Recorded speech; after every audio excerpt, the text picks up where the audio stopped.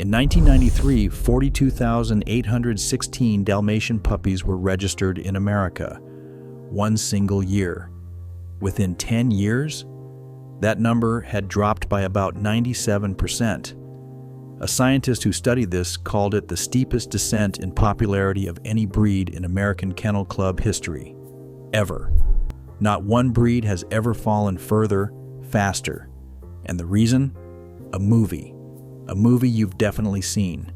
A movie about how much people love Dalmatians. Stick around, because 4 days before that movie opened, one woman looked at what was coming and said 5 words that turned out to be exactly right. And near the end, I'll show you the genetic secret hiding inside those spots. So let's go back. The animated 101 Dalmatians came out in 1961, and it made a fairly uncommon carriage dog into one of the most recognizable animals on Earth. But that's not what caused the crisis. Not yet. Here's what did. 1992. For the very first time, Disney puts 101 Dalmatians on VHS.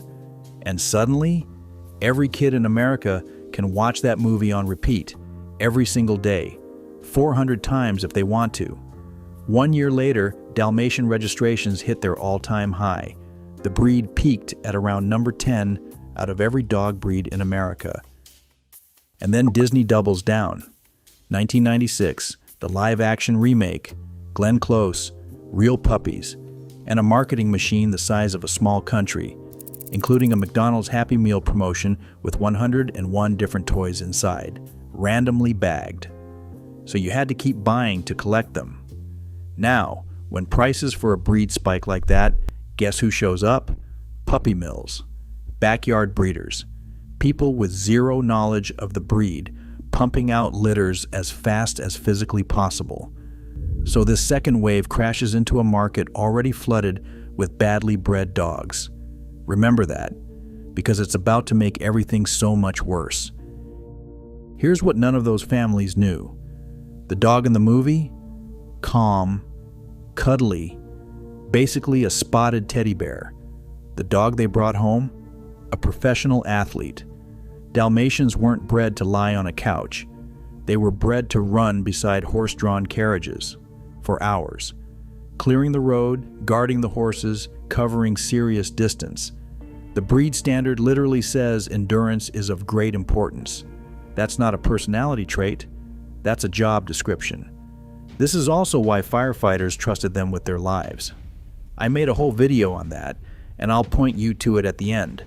So what happens when a dog engineered to run all day gets a 10-minute walk? Chaos. That's what happens.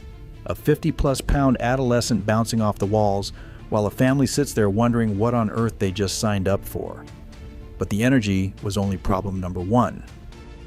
Problem number 2 is the one that stops people cold. In the United States, around 30% of Dalmatians are born with some level of hearing loss. Roughly 22% are deaf in one ear. About 8% can't hear at all. Deaf in both ears from birth. And here's the part that gets me. It's connected to the spots. The same gene that gives Dalmatians that famous white coat also controls pigment cells deep inside the inner ear. Those cells aren't decoration. The ear needs them to work. No cells, no hearing. Think about that. The exact thing that made everyone want this dog is tied to the thing nobody was prepared for. Now, a deaf dog can absolutely live a fantastic life. Hand signals, patience, the right owner, and they thrive. But imagine a family that bought a puppy on impulse, discovering their dog cannot hear them. During the biggest Dalmatian breeding free-for-all in history, with Mills skipping every health test in the book, you can see where this goes. And there's one more thing about this breed, something almost no other dog on the planet shares. I'll get to it, because it's genuinely one of the strangest facts in the dog world.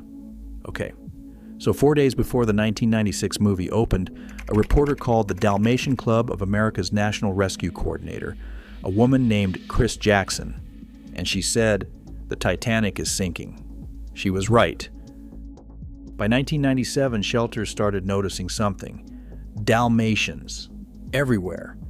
In Las Vegas, one shelter took in 49 Dalmatians in all of 1996.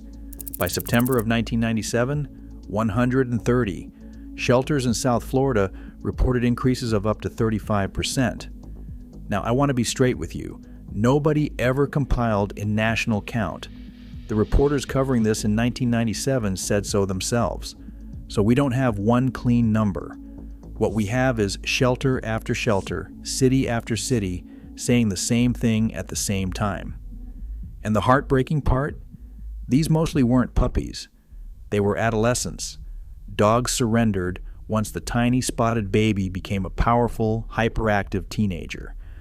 The cute phase ended, and the real dog showed up. Dogs that had done nothing wrong except be exactly what they were bred to be. And those warnings? They came before the movie. The Humane Society ran newspaper ads. Breed clubs begged people not to impulse buy. One Humane Society spokeswoman said afterward that it was exactly what we had feared. The machine was just too big. Now, that weird fact I promised. Nearly every purebred Dalmatian on Earth carries a mutation in a gene called SLC2A9. What it does is wild. It makes them process uric acid the way humans do, not the way other dogs do, which means painful bladder stones, and owners who have to actually understand their dog's diet, energy, hearing, a one-of-a-kind metabolism. This was never a beginner dog. It was a specialist dog, sold to millions of beginners by the most powerful marketing machine on the planet. And here's the thing, Disney had done this before. In 1959, they released the Shaggy Dog.